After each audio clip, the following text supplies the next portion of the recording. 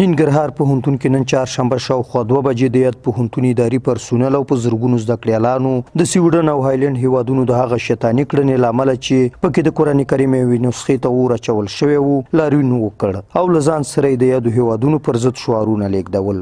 زده کړیالان وایي چې نړیوال دې بیا هغه کړنې نه ترسره کوي چې د اسلامي نړۍ د ځوانانو با احساسه خلکو احساسات راپاروي. دوی وایي دا لومړی ځل نه دی چې یو شمېر هیوادونه دا ډول شیطاني کړنې ترسره کوي. له دې وړاندې ورته عمل ترسره کړي خو لرې نه ده چې غچ به یې واخیستل شي. نن چې کوم احتجاج شوی کوم مظاهره شوی دا په دې اساس باندې شوی ده چې د سویډن او د هالند هیواد کې د قرآن عظیم الشان بې حرمتي شوی او قرآن عظیم الشان د شاعرو څخه تر ټولو د اوچت د شاعرو جملې څخه د چې هغه مومن بهي کتاب دی. کفارو له خوا دغه وحشانه او بېزلانه کړنه چې پکې ټول مسلمه امت عظیم کتاب توهین شوی موږ په کلک او شدید الفاظو دا غندو.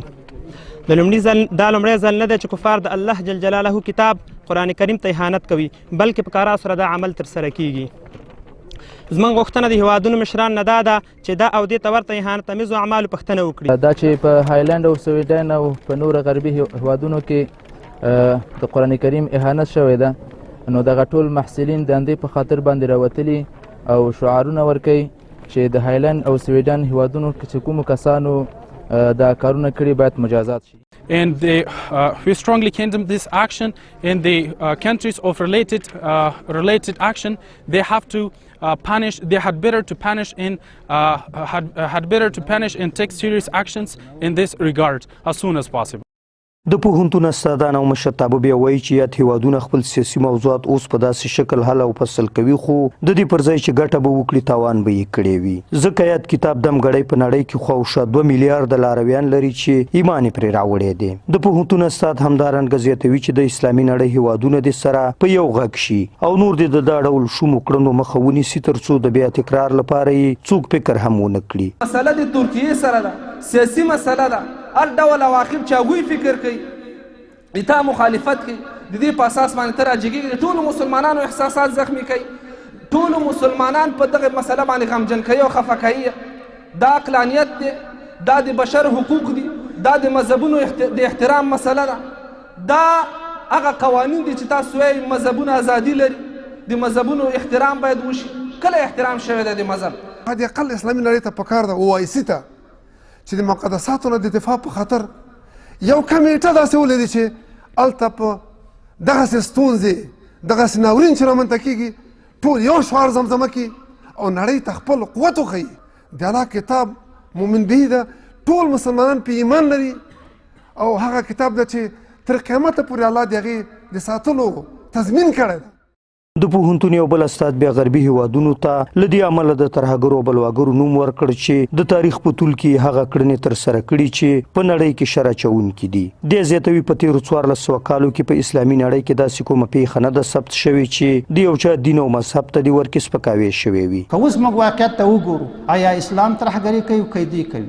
کوم مسلمان په دې 1400 پیړیو کې د دوی د دین توهین کړی؟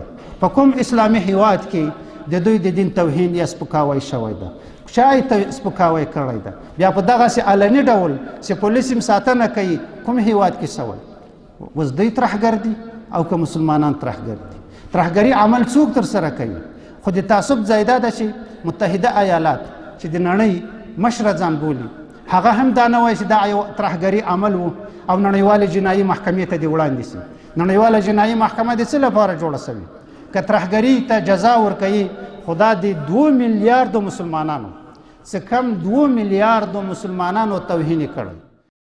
د شریعتو پوهنځي او استاد بیا په ټوله اسلامي نړۍ غږ کوي چې د کفارو د دا ډول کړنو په مقابل کې تاسې په خپلو هیوادونو کې د هغوی سفارتخونې وتړئ او هر ډول اړیکې ورسره پرې کړئ ځکه هغه څوک چې په سوونو کلونو کې زموږ دوستان نشو له دې وروسته یې هم تمه نشي کېدلی.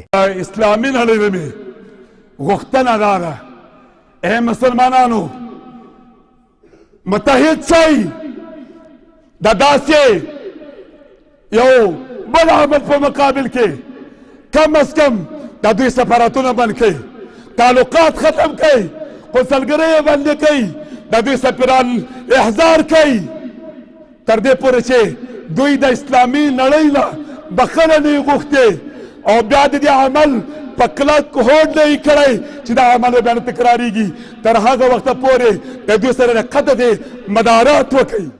یاد لاریونونه وروسته له هغې کېږي چې د سې شنبې په ورځ په سویډن هیواد کې د ترکیې سفارت مخې ته یو سوډاني سیاستوال له دې امله د قرآن کریم یوه نسخه لومړی وشکوله او بیا وروسته یې ورته اور واچولو چې د ترکیې سویډن سره په دې جوړه رانغله چې په ناټو کې د غړیتوب لپاره هو ورته وکړي. په ورته مهال په هایلینډ کې هم دې ته ورته پیښه رامنځته شوه او د هایلینډي وګړو لخوا د قرآن کریم یوه نسخه وسوځول شوه چې په نړیواله کچه یې د مسلمانانو توند غبرګونونه راوپارول او په یادو دواړو هیوادونو یې له دې امله نیوکې شروع کړي چې شیطاني کړنو ته لمن وهي او هیڅ قانون ته ژمن نه دي. سهارګل، هوریت راډیو، ننګرهار.